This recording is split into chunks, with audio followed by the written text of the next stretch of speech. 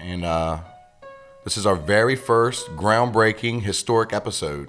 We wanted to launch this today. There was no better time than now, and joining me is my man Chet Cornman, or Chet Cornman. Cornman. We can spell it out. Yeah, that's not his nickname. That's his real name. That's been a lot of fun. Yes. But yeah, man, this is something so totally new, something so totally out of my comfort zone. A good friend of mine, Justin Schaub, had recommended me to do this and kind of get on here just so we can. I guess the point of this would be to try to reach more people on our platform of all kinds of things, man. You know, obviously, I'm a MMA competitor, teacher, coach, in my own school, champion as well. Fell in love with the sport I've always loved the sport since it's been out, but really fell in love with the sport about 9 years ago when I started training, and it's been crazy ever since. You know the best things about this? What's that? Is I'm not scared when you do your live Facebook videos from your car. Those make me a little nervous. Oh, you mean when We're I sitting still. Concentrate now. Well, for reasons only, people, let me tell you, I always have it on a thing, and I'm not driving. The background, that's a background where the trees keep moving. That's not me driving, so I don't want to get pulled over when I leave here. And that's funny because the Facebook videos are funny because I put out live Facebook videos all the time. Like I try to do once a week, try to stay pretty consistent with that, and try to put out some sort of motivational message or really more importantly something that I'm going through. You know what I mean? As far as like that's relatable. And it is relatable. That's the thing. There's very few videos I think a lot of people watch beginning to end or even take the time to click on. But when I started watching yours, I was like, yeah. Yeah, that's my goal, and I appreciate that. Here's the bad part about it is I don't even watch live videos. You know what I mean? So I think my Facebook friends are at its maximum. So I've got about, I can't accept any more friends on Facebook. And probably half of those people are like fucking some sort of fake account, like looking up at whatever, you know what I mean? So, how many people are really getting affected by that live video? And man, most of the time I sound like an idiot, anyway. So I fumble my words a lot, I stutter and all that. That's real though. It is. It's totally real and it's totally authentic. But that's what I'm saying. Justin had advised me that, look, man, you're only going to be able to reach so many people through Facebook. You're only going to be able to reach so many people at the gym. The next thing that you should probably do to take what I have to offer is, go on with a podcast. We decided to jump on the podcast bar, man. Maurice Waters, man, is a good friend of mine. He's been around for a long time. He's actually on the ones and twos right now. He coincidentally opened this podcast bar, the Come Through Podcast Bar, and started his own thing. And when the ideas came and we started talking about this, it was like, dude, I don't know nothing about this crap. I don't want to do it at all. I don't want to buy anything. So I called Maurice, and Maurice was totally down with it. And he's been involved with me and my journey for a while. He actually did our first motivational, inspirational video for the gym. Yeah, I think we're up to 18,000 views on that, and it's 3 or 4 years old, which that's probably nothing to anybody else. But I'm like, oh my gosh, 8 people looked at my stuff, let alone 18,000. So that's pretty cool, man. But it's funny. We looked back on it a few months ago, and he looked at that video and he was like, oh my gosh, that video is so horrible. And I'm like, what are you talking about? It was a great video. Yeah, but he is so much farther than what he was. It's time to freshen it up. Right. Yeah. So that's what I'm hoping I've worked out in this deal is possibly a free video maybe or something. No, I'm just kidding. But yeah, man, I'm pretty excited about this. We got a lot to offer, and we're going to talk about a lot of things on this podcast. We're going to talk about, obviously, MMA and the sport of mixed martial arts, and the umbrella, Brazilian Jiu-Jitsu, boxing, kickboxing, Muay Thai, karate. We got to talk about Champ, though. We'll talk about the champ. We'll definitely talk about me. Talk. Believe me, we're going to talk about me every single episode. And we may talk about me just on the episode. But we want to educate the area. We want to educate the area and promote what's going on here in that scene. Give people a different a different avenue, a different understanding, and hopefully some sort of culture that we can create here on Eastern Shore, man. We got a lot of good talent around here, and it's just we're so limited on resources, and we're so limited on exposure. You know what I mean? That there really nobody gets to do much with it. But even with limited resources, we have some really great resources. Yes. On top, I mean, there's Absolutely. I mean, you got great coaching. It's just a talented place. It's a talented place where people just have so much drive and so much ambition. They have so much to offer in anything. I mean, we're talking about not just combat sports, football, basketball, baseball, but there's only but so much that we can give here on the shore. So with MMA, I want to be able to bring that to light, that subject to light, and then obviously, we could talk about some cool stuff like, UFOs, dildos, whatever. More UFOs. More UFOs, yeah. The journey here. Oh my gosh. From, I don't want to say A to B because you're not finished, but I mean, you weren't 5 years old going, I think I'll check out MMA. I'm going to be champ. Wow. I mean, how did we get here? How do we get in these chairs today? How did you get the King's chair? I mean, I don't know. This thing's comfortable. This is Champ Talk with Brandon Hudson, and you're rocking the King's chair over here, man. I want a new chair, please. Somebody. Nobody's here. The journey, man. Gosh, man, that's crazy. You talk about getting vulnerable and you talk about being authentic, man. My journey, I'm really is going to put myself out there a little bit. A lot, actually. Nothing that nobody don't know or can't look up, but let's start from the beginning, man. I grew up here in Salisbury. We grew up just like anybody else. Limited money, limited funds. And I'm 38 years old, so back in my day, we didn't have the resources of social media. We didn't have the internet. We didn't have those things where we could you had to go outside. There wasn't always a lot to do. No, there was way more to do actually, but you had to go outside to do it. You couldn't sit in the house, and I was the oldest grandson, oldest son. I was I had no older brothers, no older cousins, nobody there. So I was a neighborhood kid, man. I was, I grew up. I grew up in some of the rougher neighborhoods, and they were my friends, and that was I was always into the hip hop culture, the hip hop scene. So I was a little young thug walking around, and you know what I mean. And is that where the combat sport started? No, that's where the combat started. It wasn't a sport.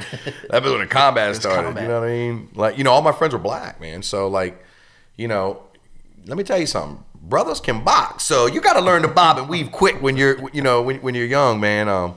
So and that's what happened, man. I was just, we were just rough kids, and I had a lot of mouths, so I was always getting myself into something and always getting fightings, and that just stuck with me. And I've always been the kind of guy that I could not stand bullies, right?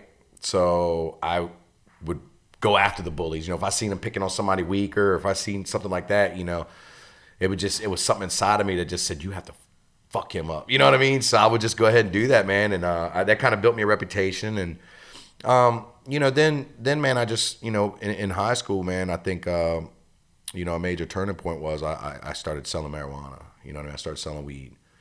And, at first it was like all cool and all fun. And, you're getting high. And, I'm still an athlete. But, there was a lot of stuff that came with that, man, with that lifestyle. And I didn't even realize it. First, you're the guy who can bring the bud to the party, and, everybody likes you, and you're cool. And yeah, it's just weed, man. It ain't no big deal. And, it's all good. Until it's a big deal. Yeah. And then all of a sudden, it just manifests, man. It grows. And next thing you know, 2-3 years after high school, I'm doing a bunch of gangster shit with a bunch of gangsters, you know what I mean? And I'm knee deep in the game, man. And I've never been like a block hugging thug. I've never been like the guy that, you know what I mean, would was the drug dealer-esque type.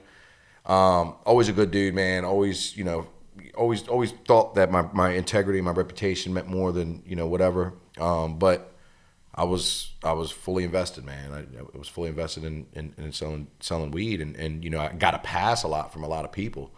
A lot of people would be like, oh, you know, it's just weed, or you know, he's a good dude.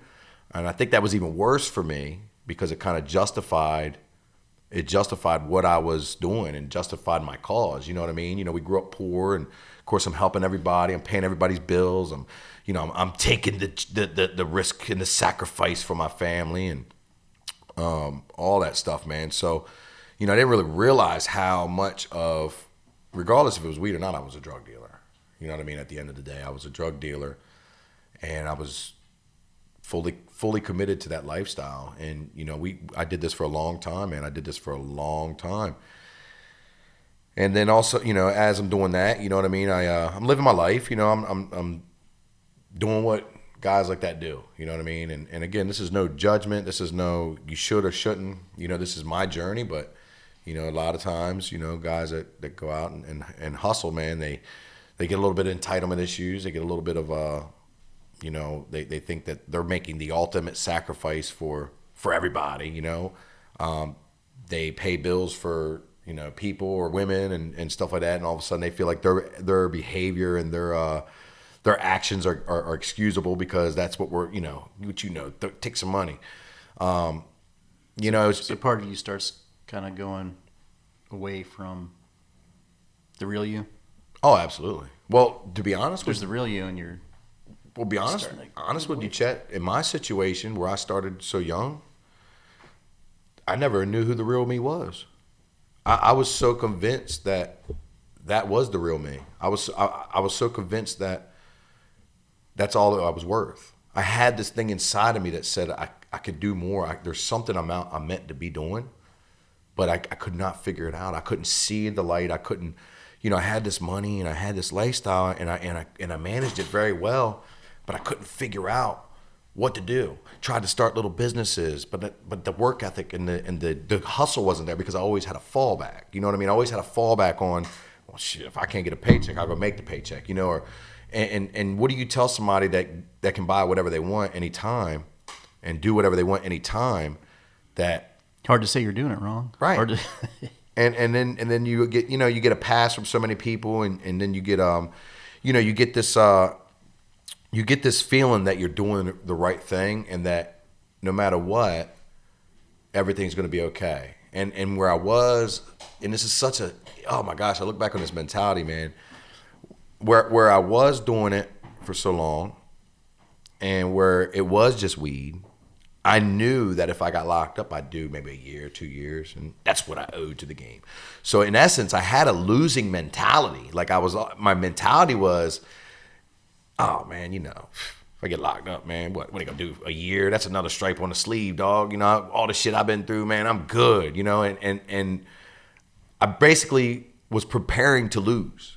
You know, there was no exit strategy. There was no, and dude, like we didn't have like these OGs, or we didn't have like these guys that would like tell us how to act or what us to do with our money or how to have an exit plan. It was just our peers trying to figure it out, fatherless peers trying to figure out this shit as we went. So whoever had the best judgment or whatever we saw for a movie or whatever, that was our influence, and we would sit and talk and figure it out and try to make the best decision based upon just that. So you had the blind leaving the blind.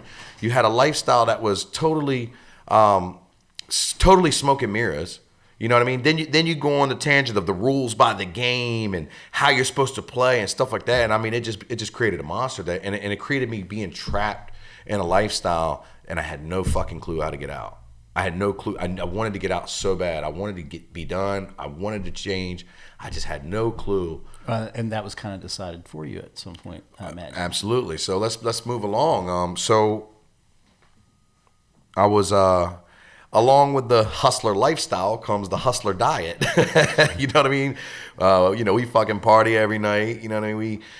We smoke a lot of weed. We drink. You know, wake up. You know, whenever we eat chicken wings for breakfast. I mean, you eat it, whatever. And I always grew up an athlete, and I saw a video of me, dude, and I was like huge, man. For my case, I was 223 pounds, no muscle tone. You know, I walk around about 190 now, no muscle tone. And I was like, why didn't anybody tell me? You know, I knew I was a lot of shape, but damn, you know. You can only get 3 a.m. breakfast so many times. Right. So it's, Oh my, you're it's talking an about adverse effect. fuck, dude. I'd eat fucking everything, man. You know what I mean? So I'm like, dude, why didn't anybody tell me I was this fucking big? You know what I mean? And but you don't know it, as you look at yourself every day, and all of a sudden I see myself in the mirror on this video, and I'm like, wow. So, that was the change I needed to make. That was when I said, okay, I need to start working out, right? And I was already in love with MMA. Like I loved the UFC. We'd get all the pay-per-views, but I mean that was like. But you weren't training. No, that was no fucking way, man. I was like 29, 28 years old. There was no way I was gonna. My fighting days were over. And that's one thing about Salisbury, dude. If you're not in college, right, or you're not under like 22, 23, because of our limited things to do and exposure, you're automatically wrapped into this group of old guys, right? So by the time you're 30, you're like considered this old fucker who needs to be sitting up on the hill. You know what I mean? You need to be sitting on your rocker, working every day, spitting your tobacco and yelling at the kids. And I was like, dude, like, I'm not old. You know what I mean? But you get in that lifestyle and you get so repetitive, man. It just kind of makes you feel like that. Meanwhile, I'm going like on VIP trips to these freaking to these clubs, and like I don't see no college kids or young people running the clubs. It's all my dudes my age and older that are in VIP with like all these young women around them and stuff. Like I was like, something doesn't add up around here, So yeah, the diet caught up with me, and I was like, man, look, it's time to make a change. Like so many people do, I wanted to start working out, right? So I tried a couple things. Me and my buddy went and hired a personal trainer, right?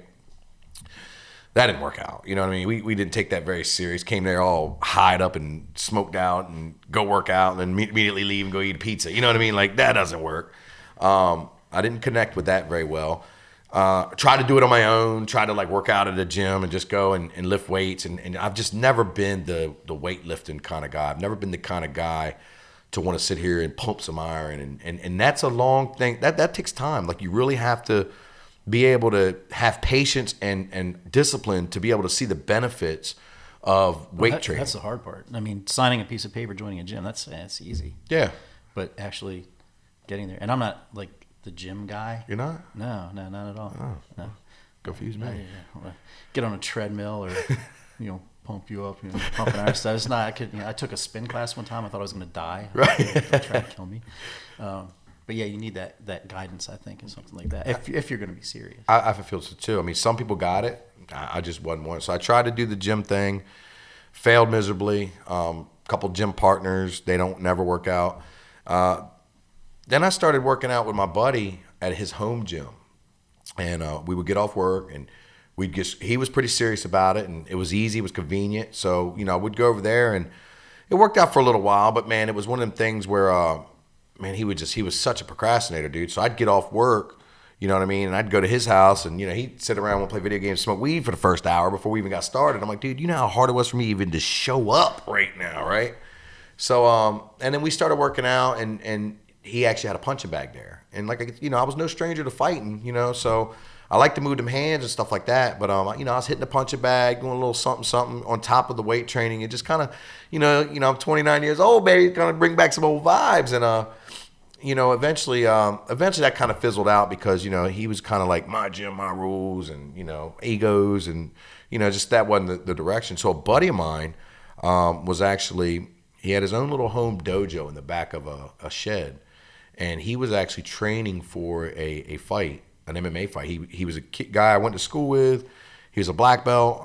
He was always known for karate, you know what I mean? And this was early in the scene, dude. Like, Brazilian Jiu-Jitsu was still very, very new on the Eastern Shore. I didn't even know what it was. You know what I mean? At this time, there was a very first promotion, MMA promotion that just came around. And, it was just like anybody else. You think you could get in there and just start banging out and stuff like that. So when he was training for that fight, he would all the time tell me, Brandon, you need to come train with me, man. You need to come train with me. I'm like, dude, my fight days are over, dude. I ain't got no interest. Here, just hold this. Right. Just hold the mat. Yeah.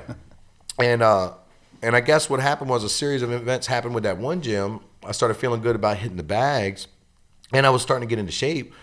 I called him up. I was like, look, man, I don't want to fight, but I don't mind helping you out, but I want to look like a fighter. I'm not a big gym weightlifter guy, but if you could put me through this where I got the six-pack and all that, that'd be awesome. You know what I mean? He's like, yeah, absolutely. So I went to we started doing that. I went to one of his fights and supported him, and I've always been like a hype man. I've always been able to pump you up, you know, and talk some good shit to you to get you to believe in yourself. And I don't know where it come from, dude. It's what I feel, you know what I mean? So anyway, I don't know, man. It was something that happened where I was training with him for about 3 months, or I was training with him at first, and about 3 months later, I had to test the waters, man. I had to see what I could do in there. It was like I always wanted to box when I was a kid, but I think either I was too chicken shit to show up, or my parents wouldn't let me, one or the other. And it was just like, dude, I gotta feed this itch. So I tried it out, you know what I mean, and I lost the first fight in a very controversial way. Back then, they only had the Delaware rules were so bland, like they were no standing head kicks and no ground and pound. So when you got to the ground, it was basically a wrestling match, jiu-jitsu match, right? And again, we didn't know nothing about that as far as jiu-jitsu. You know, we're training hard, we're kicking each other's ass all the time, but we're not really doing what MMA requires at the time. So the way that fight went, standing, I'd pepper his ass up and tag him a whole bunch of times, and he'd take me down to the ground and hold me, and they couldn't do nothing with me, but he'd hold me down. Ref stand us up, I pepper him up, he hold me down, pepper up, you know. So was this when you had to have the shin guards and the everything? Yeah, no headgear, no headgear, but headgear you definitely had the shed guards. I remember before they changed it. But Yep, this was like Stellar Fights 3. I mean, I've been an OG okay. in the game. But yeah, dude. And then like the third round, I just came out and hit him with a 2-piece and flattened this guy, right? And he flattened, and I knew I couldn't hit him in the head, so I went to go ahead and do some body hits. I didn't want to go down the ground, and like the ref jumped the call and stopped the fight and said I hit him in the ground. I mean, it was so weird, and it was just one of them bad calls and bad situations.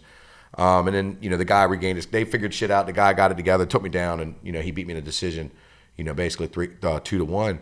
And, I mean, I lost the fight. It wasn't about me getting beat controversial. I didn't do shit off my back. So that was my first fight, and I started feeling really, really good about my body, my nutrition, everything.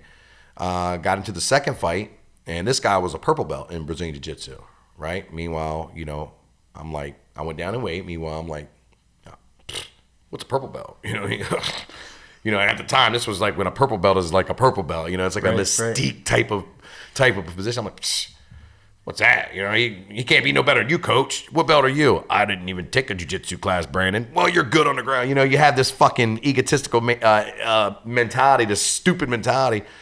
So anyway, I get in there. Did you find out what a purple belt was? I found out quickly. Get in there, still no ground and pound. I knew to stay away from the ground. As soon as we touch glove, he swings, I pop him, drop his ass right on the spot, right?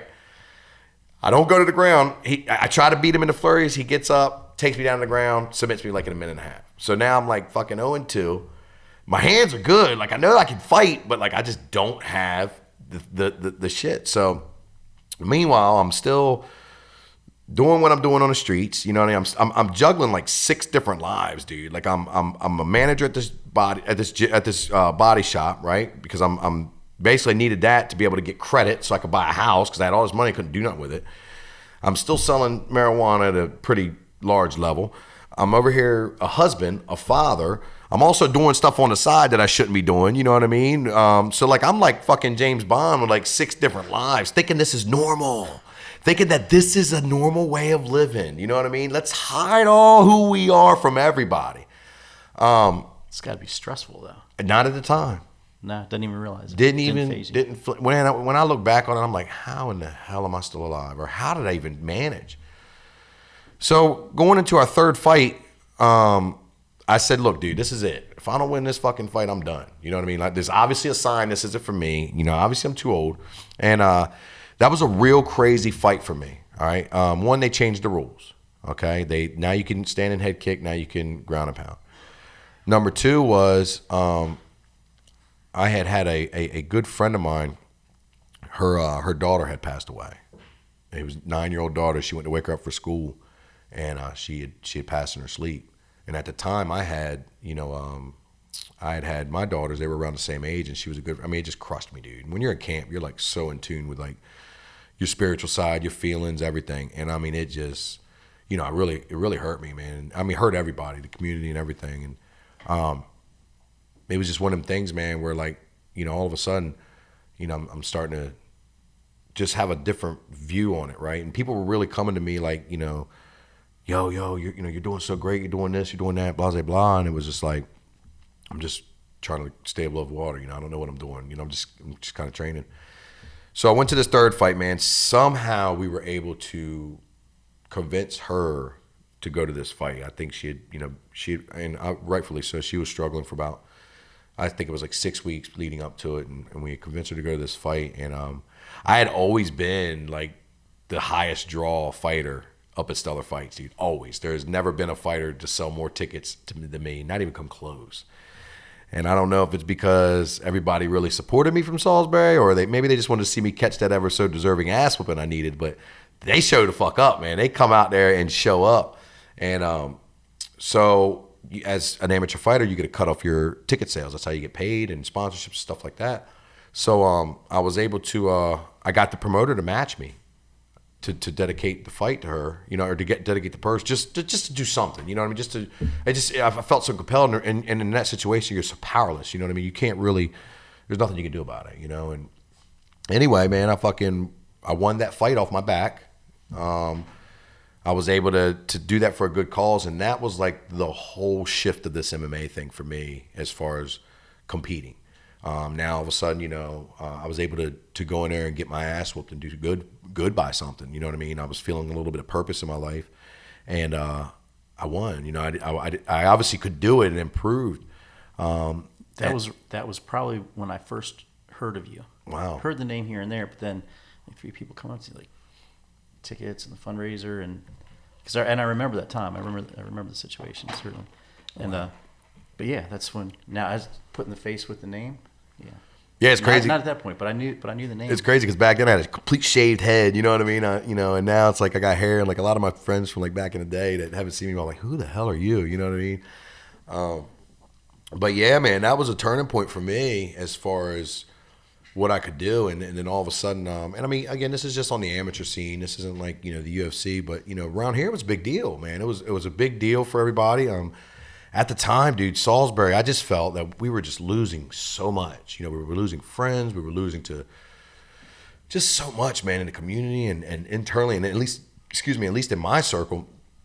So I kind of felt like, dude, if I could go out here and fight for that cause, then, we would see where it was at. So, man, fast forward, I won my next fight. That guy on paper was way better than me on the ground and standing. I ended up finishing him in the third round. That was a number 1 contender fight. Ended up fighting Stellar Fights poster boy, man. This kid was a beast, man. He was the 185 champ at kickboxing champ at the time. Went down to 170. I look great. I feel great. Got a big support system behind me. Jumped in there with him, and man, we went. It was the first test that I ever had. Like, we really went to war. Right, we banged out like it was a 5-round war. He was huge, strong, big, and it was for the interim title. And man, he ended up getting a controversial win on that. It was a very, very close decision. And of course, back then, we didn't really. I mean, looking back on it now, I can see the fight could have went anyway. But back then, you're like, man, I should have won that fight. You know what I mean? But yeah, man, that was like a big step, and I think that was another change for me with the fight game. I stopped fighting, I think, mentally for the reasons of the purpose, and now I was belt chasing. Now I was like trying to get that belt back or get that strap because I knew I could have.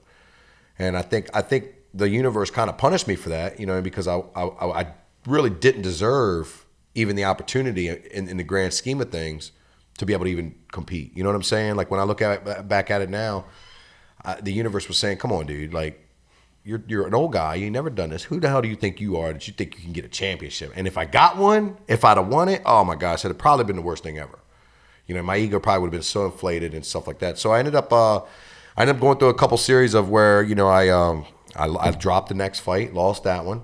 I got hurt. I ended up getting staph infection, getting hospitalized for a little while, got an injury, and then I fought another guy, and it was the weirdest situation. But I got hurt in the fight and basically couldn't continue. You know what I mean? So it wasn't even like a cool fight.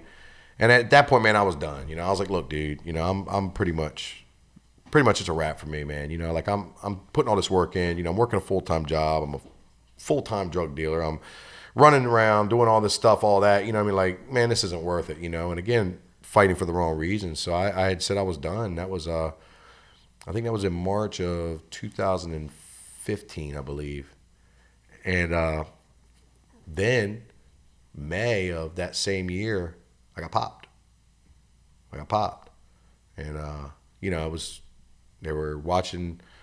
I guess they were watching me for a little while and put two and two together. And next thing you know, they pulled me over and that was it. So I had to face that. And again, it was something I knew that it was eventually going to come and eventually going to happen. It sounded like you and like you said, you were pretty much prepared for it. I was. You think you are. You think you're prepared for it, but then when it happens, it's like boom.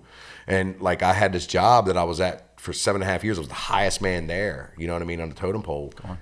Oh, not just gone. The motherfucker fired me on speakerphone. You know what I mean? Like I thought we were friends. I mean, I thought at least I deserved a handshake.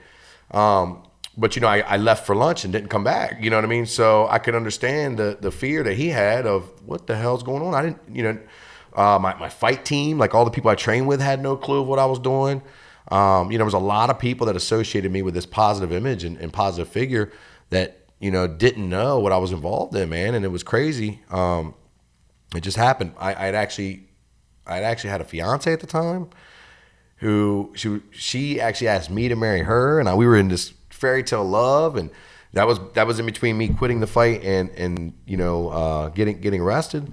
Of course, when everything would happen, she was gone. You know what I mean? So it was so many things, and from the time that I had gotten arrested to the time that I actually got locked up, did my sentencing, I was just spiraling out of control, man. I was, I knew it was coming, and I was just partying a lot and just not doing anything for me to be productive or anything for me to be something better than what I was. I didn't know no better. So yeah, man, I got sentenced to a year in county time, and I'm like, you know what I mean? No problem. Right? No, egotistical fucking asshole, man. No problem. I deserve this. Got a job. I got a job at a bar. You know what I mean? As a bouncer. You know what I mean? Oh, real big punishment here. I go right into work release. I'm at a bar. Ooh, right?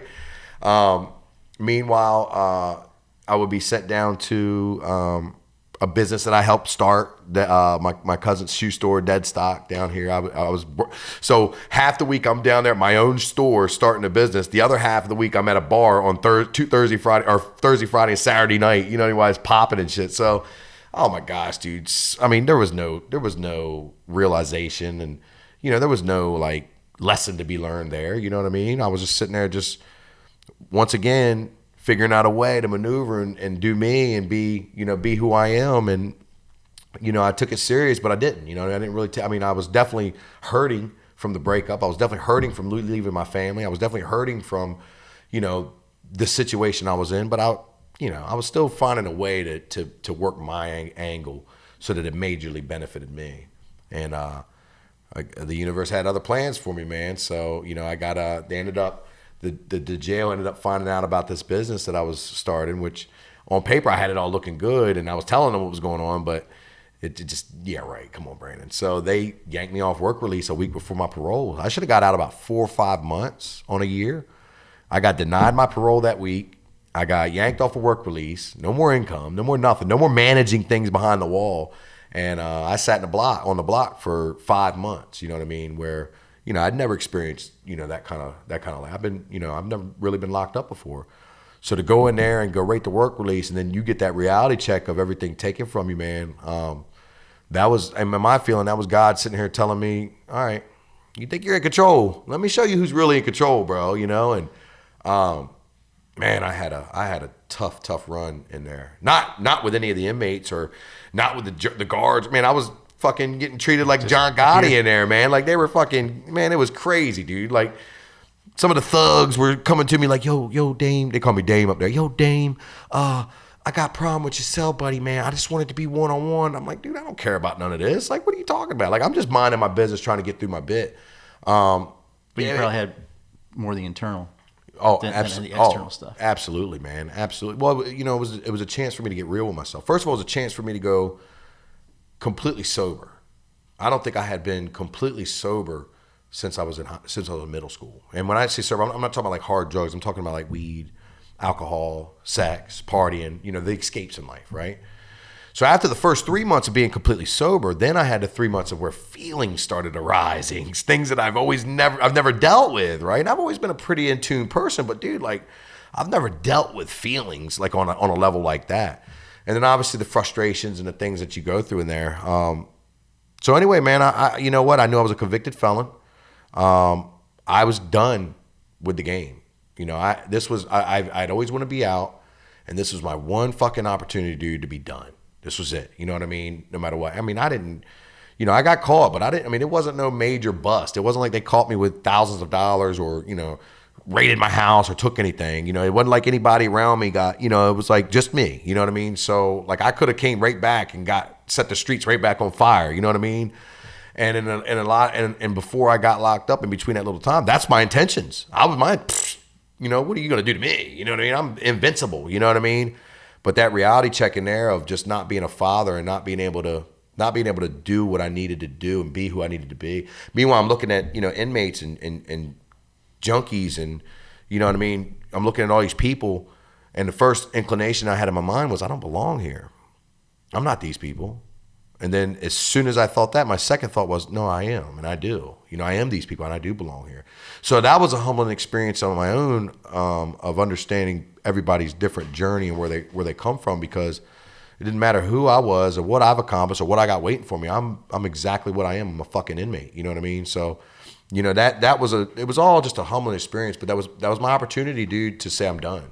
So you think, made me think of something. Do you think people change, or do you think people just change what they do? That's a tough question. I think everybody has the ability to change.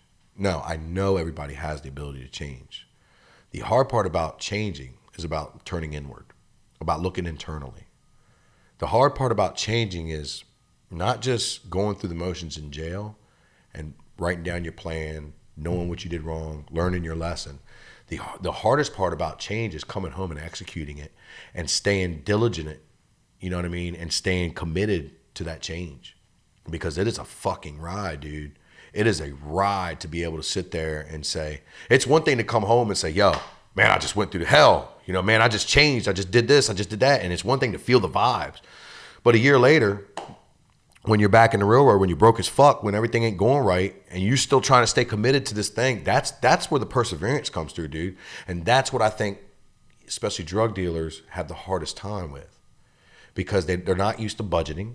Man, when I came home, well, back up, my intentions when I came home was to sit here and say, you know what, I'm done.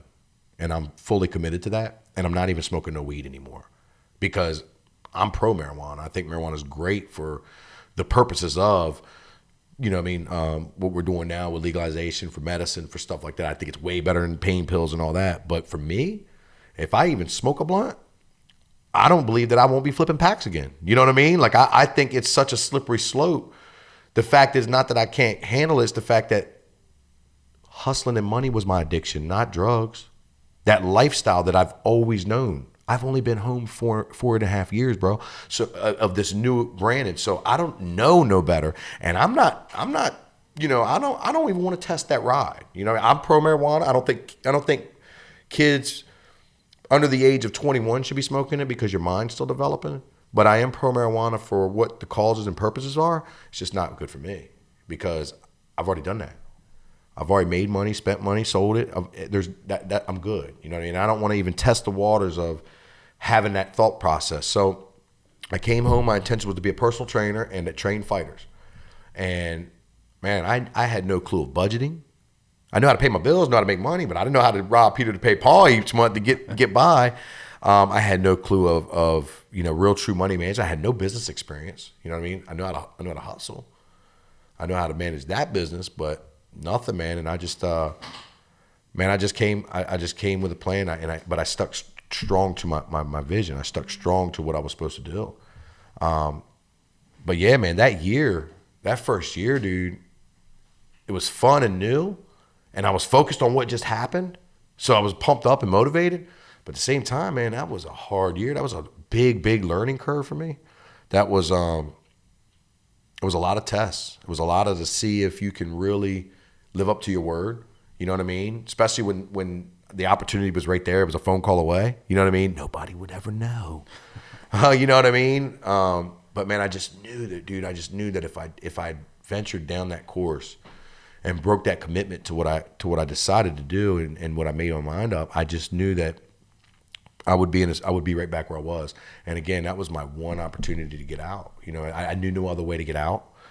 I knew. Now looking back on it, obviously, I'm like, dude, I should have just said, you know, I'm done. You know, and shut the gates. You just can't see that if you don't know what you don't know. So I knew that was my one opportunity to say, dude, I'm done. I'm completely done. I'm out. And I knew if I went back, I wouldn't have been able to get that. And then all of a sudden, I started becoming this positive figure, you know, and I believed it. You know, I believed that you could change. I believed in the positivity. Like through that first year of that struggle and that pain, I was also seeing the benefits of living a healthy life, you know, and I mean healthy, like positivity, you know, like and people started understanding like how much of a turnaround I was doing. I never had Facebook. So all of a sudden, I was an anti-Facebook snob, right? You know what I mean? Now all of a sudden, I got Facebook for business, and again, all I do with my Facebook is positivity, inspiration, and promotions, right? So, dude, you stuck to that too. So I imagine at some point it becomes habit. Absolutely. That you're in that mindset, Absolutely. and the momentum's building, and you're affecting people. You're not even realizing just through casual conversation, somebody's picking up on something. Absolutely. I was retraining and reprogramming my framing in my mind and pumping out everything that I felt was, you know, influential on Facebook. So I think one of the biggest turning points for me in that aspect was about 8 months in of this new career and this new job and this new life and this new person. I went to Green Turtle for lunch one day, you know, I mean, you know, and jumped in there and was just going to get some quick wings and roll out. And I bumped into a guy that I really didn't know. Like I knew him, but I didn't know him. I knew the name. And he was like, Brandon, what's up? And, you know, I'm like, hey, buddy, how you doing? He's like, you don't remember me, man? Yeah, of course I do. You know what I mean? But he's like, look, man, I knew you from back in the day, bro. I'm such and such boyfriend. And then you know, the name started clicking for me. But I still didn't know this guy. But he was like, I knew you from back in the day, bro. And I knew who you were, who you ran with, and what you did. And he said, man, dude, I've struggled a lot with addiction. I've struggled a lot in my life. You know what I mean? I just want you to know, bro, that I'm not a gym person, but yo, what you're putting out there on Facebook and what you're setting for me, man. Me and a couple of my guys love everything you do and say everything you do. And man, thank you so much. Just keep it going, right? And I'm like, dude, I'm doing everything in my power to not fucking start crying, you know, because like at that point I was like, fuck, man, am I doing the right thing here? Like, man, you know, you just don't know. But these are the you know, they call them the magic moments, the aha moments. Absolutely. You don't even realize because you're in the day to day, but you never know who's watching, you never know who's listening. Dude, let me tell you something, man. I thanked him, hugged him, and sat down. I sat down and ate my lunch, dude, and I was like, every fucking chicken wing I put in my mouth was the most grateful bite I've ever had, man, because it just meant so much, man. Like, all right, maybe I'm in the right direction. You know what I mean? So, man, and it just sparked like wildfire, man. People really started following me. You know what I mean? My following increased, and then all of a sudden, my coaches were like, dude, you need to fight again, right? You need to fight. I'm like, man, dude, I'm tired of fighting. I'm over. I'm not that good. No, it's time. You know what I mean? So, remarkably, man, you know, I started getting a little bit of a ground game. Understanding the sport a little bit. We were training in this little teeny rinky dink gym, and you know, now all of a sudden, man, you know, I'd had the opportunity and came back and, you know, worked my way back up to becoming a champion. So, and it's just been crazy, man. Like this Champ Talk podcast right here is basically a step from that long time ago decision to say I want to get in shape. You know what I mean? And this is the way to do it. You know what I mean? Like when you think about where you start and where you end up or where you're at now, it's like, dude, this was never supposed to happen like this. You know what I mean? This was never supposed to be. How in the hell did we get here? You know what I mean? How did I get Maurice to do this for me? You know, how did I, you know, who the hell is Chet Corman? You know, like it's crazy, man. You know, like where you start and where you end and how you end up. So, you know, I don't up until now, man, I didn't really broadcast all that news. You know what I mean? I didn't want people to really associate me with that. I mean, of course, people do. Like, you know, you got some of the officers that come and try out our gym and stuff. They're like, man, they told me not to come over here, man. But I was like, dude, I want to try it anyway. You know, because you know, I'm always going to have to live with that stigma. You know, I'm always going to have to live with the fact that, you know, I've got that under my wraps. But I've been asked to talk to schools. I've been asked to talk to schools, the high schools and middle schools. I've done about 3 or 4 of those public speakings, and dude, I put it on the line. I let them know that, this positive, you can't have positive without negative. Yeah, and you're gonna. I don't know, me personally, I've always trusted something coming from somebody who's been there, done that, been through it, lived it, and has an experience. It's real easy for somebody to say, "Well, you need to do this," and this is hey, do these 5 things, and that's like the karate. It's gonna be great. So you hit, and everybody has a different low, a different rock bottom. Those are the people I'm going to trust a little bit more. I think. You think? Hey, you've been there. You've got this real life experience that and that's who you are. That's where you are, who you are at that time. And I think I'm going to take a little bit more from somebody who's had that experience. It's all about authenticity, Mm-hmm. We joke about it. Like, I'm not going to learn something from a trainer that's 350 pounds and can barely get out of his seat. You know what I mean? Like, he's got to be able to do something with me, for me to really believe that he's the guy. And that's what's important to me, man. If anything, I started opening up the gym and I started all this stuff and the motivational stuff. If anything, not to tell anybody how to live, that's not my place. If anything, was just to give you an option, to give you an avenue. Look, I've done what I've done and I've been, through what I've been through. And bro, you have more potential than you can see right now, right? So I'm not going to tell you not to go rob grandmom or go beat up your girlfriend or go sell. I'm not going to tell you not to do. You're a fucking grown person, or you're your own person. I'm not going to tell you what to do. But before you do all that, before you go taking that left foot, come over here. Let's see if a little bit of hard work, let's see if a little bit of guidance, a little bit of steering can help you out and push you into a direction. And let's see if we can help you find this greatness and this purpose that you have inside of you before we go do that. And if it don't work, and if you still feel the need to do what you got to do, hey, you're going to have to do what you got to do, and you're going to have to suffer the consequence on your own, buddy. But I at least can provide an avenue and provide one type of little door to say, whatever can happen. Dude, I never in a million years, I had no martial arts experience, no wrestling experience. Man, I could sling them hands, and I could play basketball. That was all I did, you know what I mean? So to be where I'm at now, you know what I mean? It's like, it all came from a sense of purpose once I just got in that hard work and started doing my thing. You know what I mean? So, and that's one thing, a little bit different where you're at now, because you have somebody. Hey, yeah, he took karate when he was 5, and then he took, he wrestled in high school. Then when he got out, he judo in college, and now, so, and there's this progression. He's been involved the whole time. Yeah, it was always involved in martial arts. Right. Right. Yeah. I mean, for me, it was like, no, you have nothing. Show up, do something, you know what I mean? And I mean, we were training in the back of home dojo sheds, you know what I mean? We were training in the back of, we were at karate schools, and, we had no idea what the fuck we were doing, man, and no idea how to do it. But, myself and my team, and we just had this, I just had this incredible drive in me, man. I've always had, where I just, man, this podcast, for an example, dude, when the first time I was told to do it, it was like, that's what you should do, and I'm like, that's not me. This isn't my thing, right? What the fuck am I gonna talk about? Well, here we are 40 minutes in. I shut up. But I'm like, it's not me. But then once I thought about it, I'm like, well, if I'm scared of it, or if I feel fear, I need to do it anyway, because obviously it's telling me that's where the growth and the learning is.